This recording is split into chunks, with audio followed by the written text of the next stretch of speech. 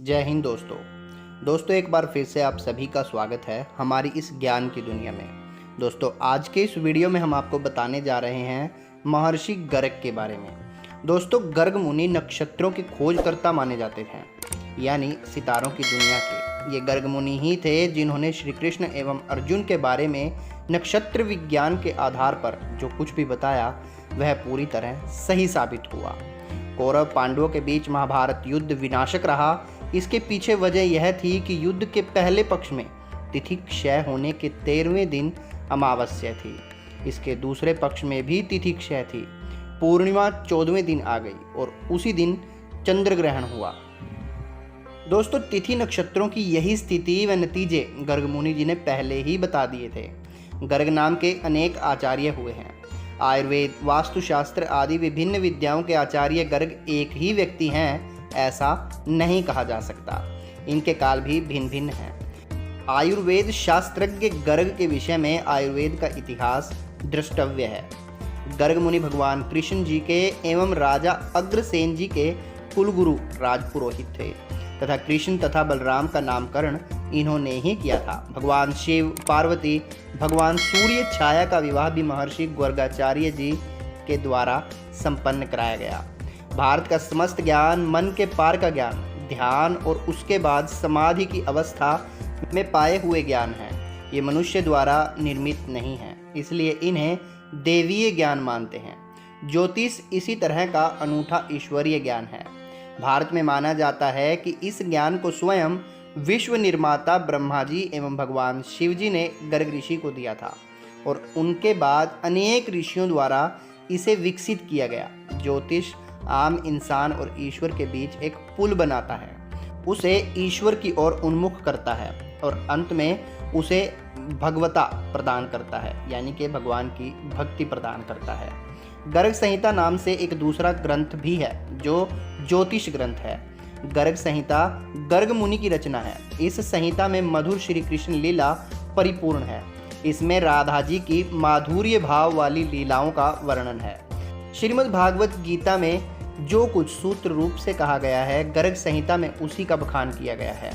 अतः यह श्री कृष्ण लीला का महाभाष्य है। श्री कृष्ण की मधुरता की रचना हुई दिव्य रस के द्वारा। उस रस का रास में प्रकाश हुआ है।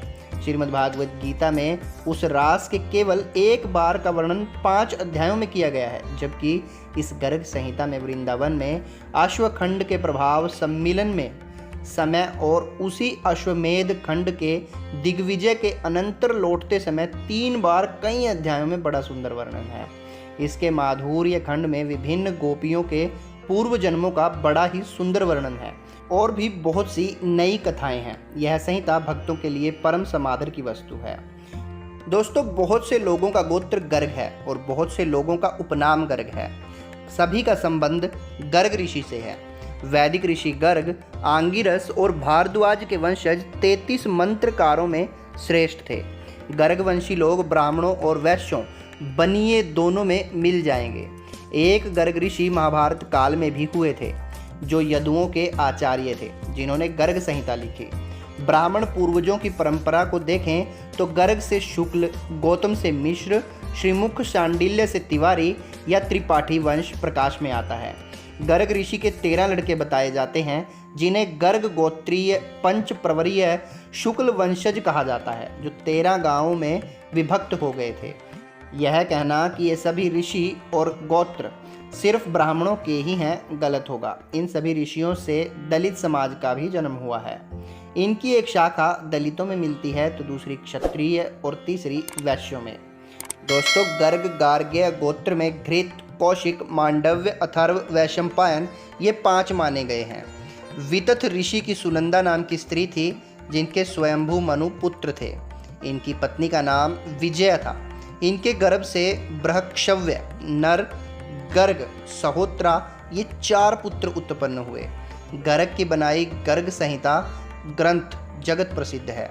इन्हीं के पुत्र गार्ग्य हुए जो गोत्र के मुख्य ध्याता हुए। ब्रह्मा के पुत्र रुचि हुए जिनकी स्त्री का नाम आकृति था। यह स्वयंभू मनु की पुत्री थी जिसके गर्भ से धात्री मुनि पैदा हुए। अत्रि मुनि के नेत्र के मेल से चंद्रमा उत्पन्न हुए। चंद्रमा के पुत्र बृहस्पति इनकी पत्नी तारा थी।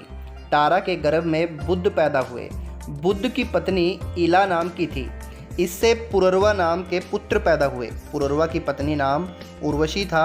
उर्वशी के गर्भ से अमावस नाम के पुत्र पैदा हुआ और अमावस के भौम नाम के पुत्र हुए और भौम के पुत्र कांचन भ्रम, इनका पुत्र सहोत्र और सुहोत्र की पत्नी का नाम केशनी था। इसके गर्भ से जनहु नामक पुत्र पैदा हुए। जनहु की गंगा व कावेरी नाम की 2 स्त्रियां थीं, जिनसे सुनयम नाम के पुत्र पैदा हुए। कुश की पत्नी पैरकुतमी नाम की थी। पैरकुतमी के गर्भ से गाधी नामक पुत्र उत्पन्न हुए।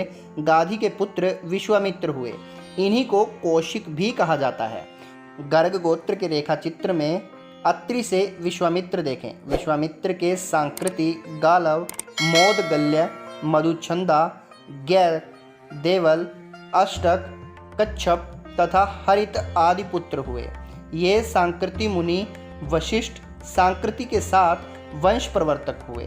तो दोस्तों ये था हमारा आज का वीडियो, जिसमें हमने आपको बताया महर्षि गर्ग के बारे में। अगर आपको वीडियो पसंद आया हो तो वीडियो को लाइक करें और शेयर ज़रूर करें। चैनल को भी सब्सक्राइब कर लें। जल्द ही मिलेंगे आपको फिर से नए वीडियो के साथ। तब तक के लिए जय हिंद, जय भारत।